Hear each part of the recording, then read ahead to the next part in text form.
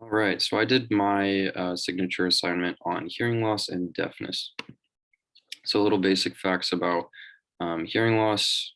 Um, 50%, 50 to 60% of deaf children that are born deaf or with hearing loss um, suffer from a genetic disposition. There's a gene called the GJB2 gene that encodes for a protein called connexin 26 that's found in the cochlea. This protein helps in the gap junctions in the cells of the cochlea that send signals back and forth. So when this protein isn't being made or isn't being made correctly, it can damage the cochlea, leading to hearing loss and deafness. Uh, Other genetic diseases that are accompanied by deafness a lot of the times are Down syndrome and Usher syndrome. Other genetic diseases do this as well. 25% of the deaf babies of kids that are born deaf suffer from environmental factors such as maternal infections during birth. HIV is one of these. The infection can get into your ear, cause an infection. If it's not caught, it can keep growing rampant and affect your hearing. Some other obvious factors are from aging, recreational noises or loud noises, concerts, things like that. Physical damage to the eardrum or ruptured eardrum can cause physical damage, an ear infection or abnormal bone growth, either in the skull or in the bones in the ear. Gradual wax buildup can affect your hearing and cause hearing loss and damage to the inner ear in any form.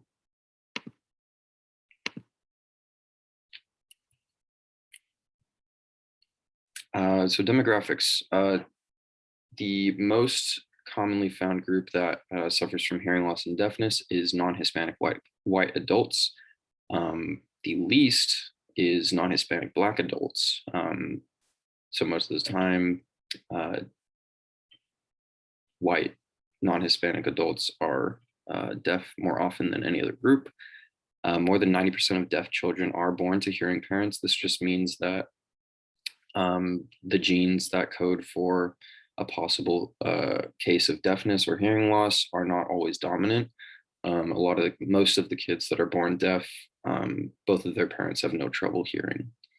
And then the greatest amount of hearing loss is from the ages from 60 to 70. This is just from normal aging and wear and tear on the body, damage to the hair cells in the ear that I'm going to talk about in a little bit. And men are most likely, almost twice as likely as than women to experience hearing loss from the ages of 20 to 70. And then here you can see getting older or aging has the most prevalence with hearing loss and deafness, followed by long-term noise exposure, loud noise, which men exceed at, not surprisingly. So a little bit of anatomy about the ear.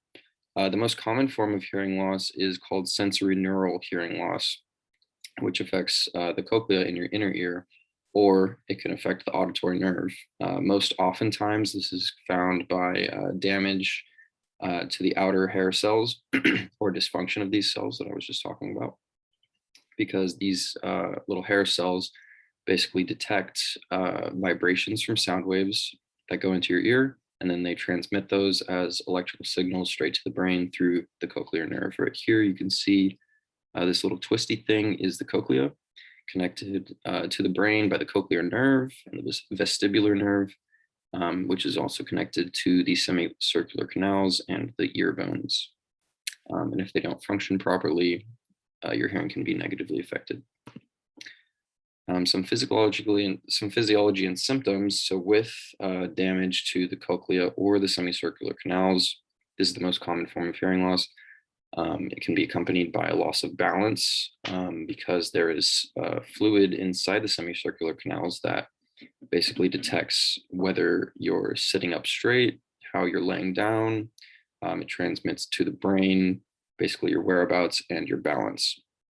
So damage to this can cause a form kind of like a loss of balance or imbalance. Other symptoms of damage to the cochlea or the semicircular canals could be tinnitus, which is like ringing in the ears, softer sounds, inattentiveness in babies when they don't really like listen to what you say. You might maybe think they have some auditory issue. And it can also be accompanied by learning disabilities because of the lack of language that they're hearing. Fatal hearing disease is very rare, but it's possible with wild ear infections to be deadly if no medical attention is sought. You can, infect the outer ear to the mid ear to the inner ear, and then possibly farther. Since it's so close to your brain, it's very dangerous and it can be very, very painful. So as far as diagnosis, um, most babies are tested with an ABR test. About 1 month old, this test is an auditory brain response test that basically they hook a bunch of electrodes up to your brain and they test whether your brain is lighting up through auditory signals.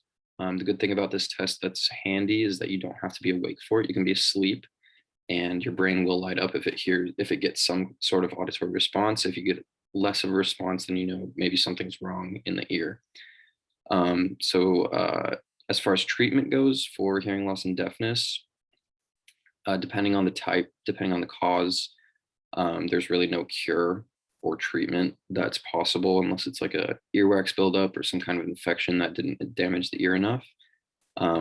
What people like to do is when they find out that they have hearing loss or deafness, it's all about supplemental language learning and getting these kids or adults to be able to live in a world as a deaf person.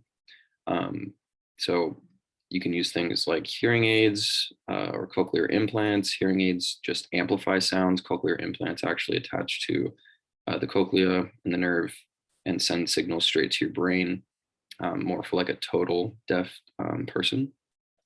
But people in the deaf community actually oftentimes don't like cochlear implants or hearing aids because they don't see being deaf as a disadvantage. They see it as just a part of life. A lot of them are born deaf and they have grown up not knowing anything else. So they often encourage ASL, which is American Sign Language, to just communicate in their own community.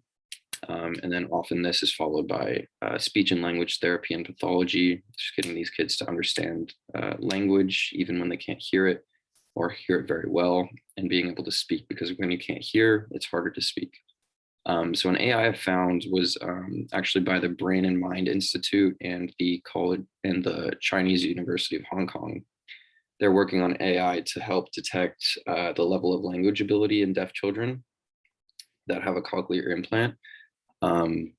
It can basically read the waves that the cochlear implant is sending to the brain and puts it on a scale of how well they'll be able to learn language and their level of language, if they have any ability to learn language at all.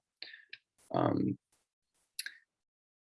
then we have my sources right here, and that's going to be it.